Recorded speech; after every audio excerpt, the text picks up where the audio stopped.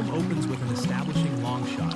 The ancient jungle appears in its primal, brutal, and indifferent beauty, amidst the threatening deep green background of moss and dense canopy. The protagonist appears like a discordant yet proud musical note. The most valuable point in costume design in this first chapter is the white shorts. In the cinematic language of survival films, white is the color of martyrdom because it cannot hide stains. The character's choice of white to enter the muddy terrain is a powerful visual manifesto. She is not here to struggle for survival in a brutal way. She is here to impose civilized beauty upon the chaos of nature. We follow her on a silent journey. The bright yellow bag on her back acts as a vanishing point, attracting all gazes. A warning of the industrial world amidst organic nature.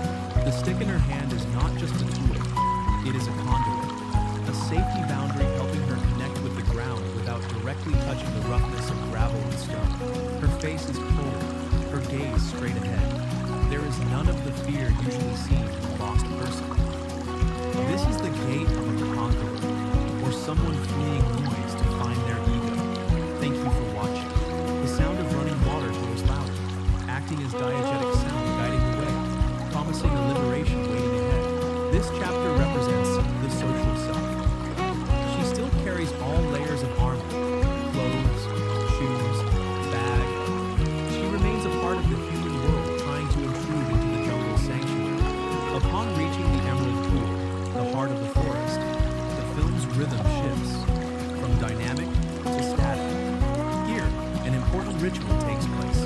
The cleansing ritual. The girl begins to shed her attire. The director handles this sequence with absolute subtlety. No rushing, no vulgarity. Layers of fabric fall like the burdens of urban life being removed. When the outer layer vanishes, a leopard print bikini is revealed. This is a genius detail in visual scripting. Why leopard? Amidst the old jungle, she wants to become a creature of nature, a seductive and dangerous predator. Even though in reality, she is a fragile being. That pattern is the human desire to integrate into the wild. The moment she steps into the water is a highly cinematic sequence. The contact between warm skin and cold water creates a clear physical reaction on the character's body. She shivers slightly, inhaling deeply. It is the painful yet pleasurable intersection between the artificial and the natural. She splashes water on her shoulders, her hair, breaking the mirror surface of the lake, declaring ownership in this space. This chapter marks the transition to the primal self. She is no longer a tourist. She is a nymph of the stream. This metamorphosis is not just physical, but spiritual. This is the longest and most meditative chapter of the film. Time seems to stand still. No incidents, no dramatic climax, only existence. The girl soaks in the water, her golden braided hair floating like a ribbon of silk. This image recalls the famous painting Ophelia, but instead of tragedy, it bears the color of hedonism. She looks up at the sky through the canopy, seeking light. Challenge the audience's patience, forcing them to closely observe every small movement, a blink, a ripple, a breath. She sits on a rotten log in the middle of the stream. Her posture is upright, motionless like a sculpture. She transforms herself into part of the landscape. However, the repetitive motion of stroking her hair and wiping water from her face reveals a hidden restlessness beneath the calm exterior.